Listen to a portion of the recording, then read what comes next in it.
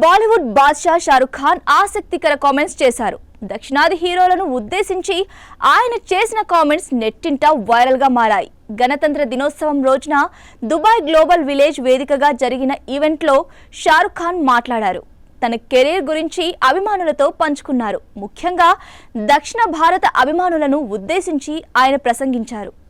కేరళ, కర్ణాటక, ఆంధ్ర, తెలంగాణ, తమిళనాడు నుంచి లక్షలాది ఫ్యాన్స్, స్నేహితులు ఉన్నారని చెప్పారు.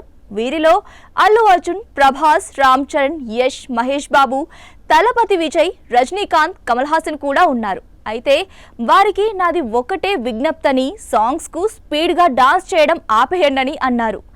డాన్స్ విషయంలో వారిని ఫాలో కావడం చాలా కష్టమైన పని. ఈ వయసులో నేను మీలా డాన్స్ చేయలేను అంటూ సరదాగా మాట్లాడారు. షారుఖ్ ఖాన్ తన రాబోయే సినిమా కింగ్ గురించి కూడా మాట్లాడారు. గతంలో బ్లాక్ బస్టర్ మూవీ పఠాన్ కు దర్శకత్వం వహించిన సిద్ధార్థ్ ఆనంద్ తో కలిసి పనిచేయనున్నట్లు వెల్లడించారు. ఈ మూవీలో తన కూతురు సుహానా ఖాన్ తో కలిసి పనిచేయనున్నట్లు తెలిపారు. అభిషేక్ బచ్చన్ విలన్ గా నటించనున్నట్లు తెలుస్తోంది.